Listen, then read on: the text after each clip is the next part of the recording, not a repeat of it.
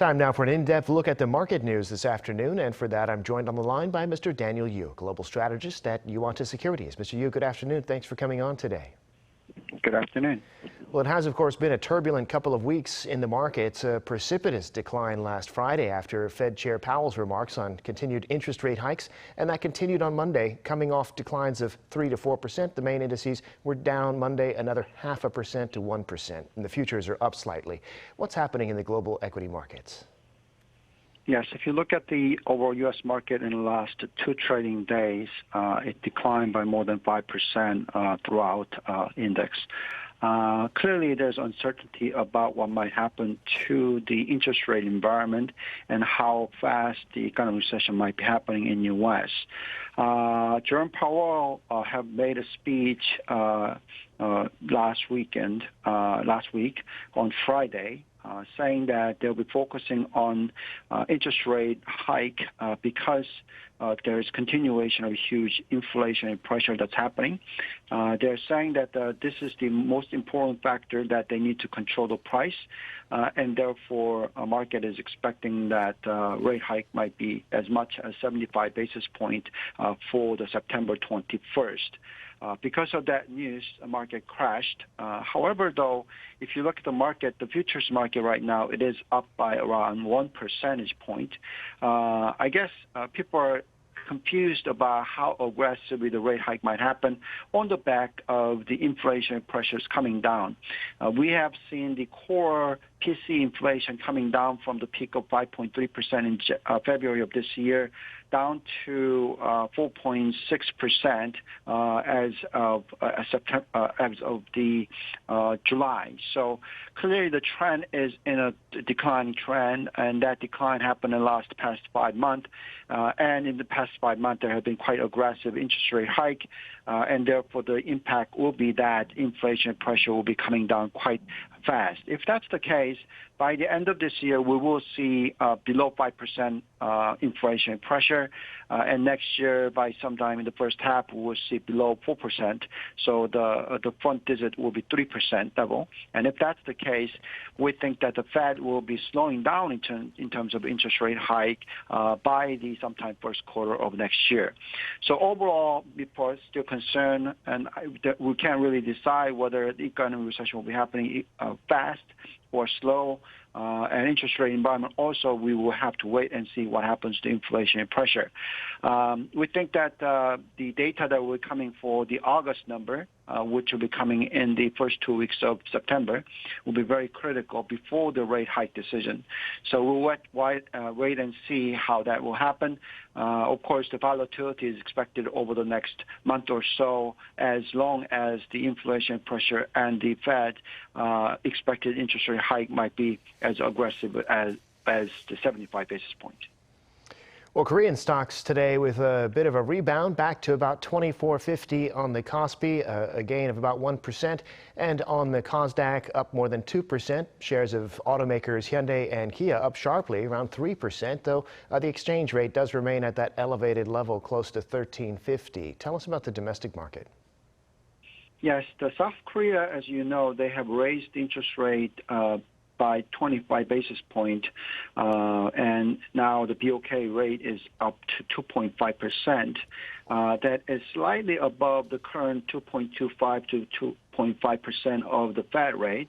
But by the September, the Fed will be raising it by at least 50 basis points. So therefore, the rate will be higher for U.S. than Korea. So clearly that has impacted the overall currency environment, where if you look at the Korean won, it has hit the 1350 above and now slightly declined to 1347.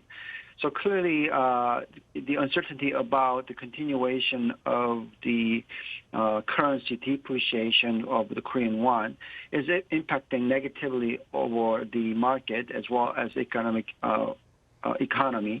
But as long as the export remains to be very strong and that Korean economy seems to be reasonably okay, even despite this kind of the currency, we think that the market will be in a reasonably good position to do a gradual rise. based on the very cheap valuation. If you look at the valuation, the P multiple is at 10 times or less, and also the price to book is at a 0.8 times a book, and the return on equity, it remains to be quite significantly higher than the before at around 9 to 10%.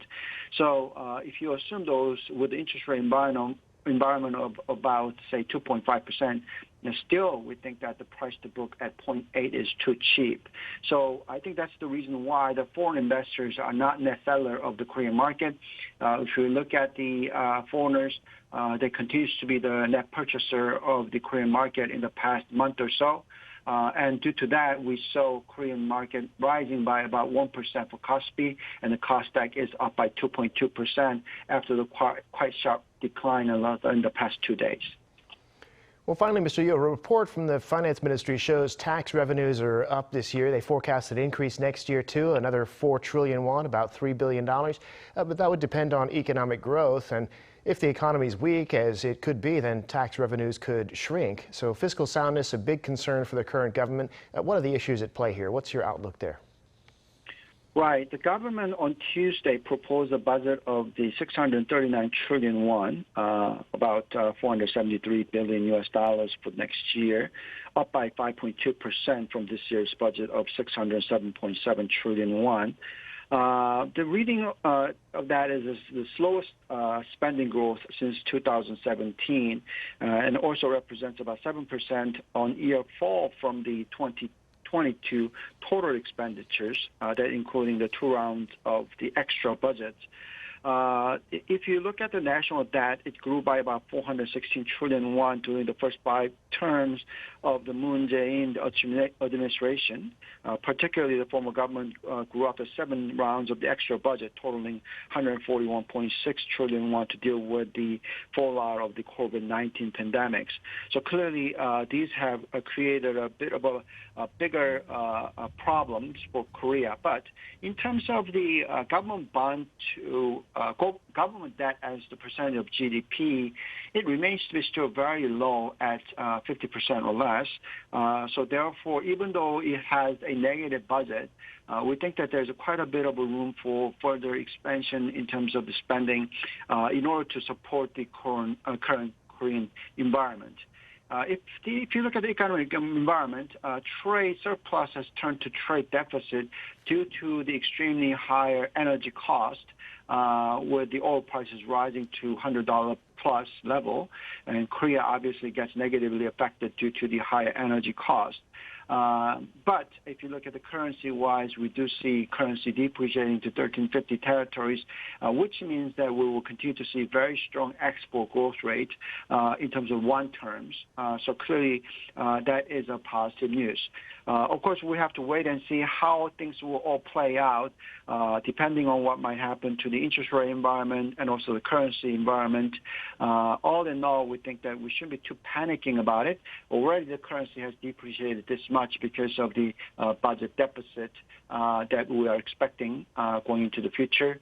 But as I said, current conditions of the government debt is still one of the stronger one relative to U.S. or European market or Japan for that matter. So all in all, as of advanced countries, Korea seems to be quite reasonably okay.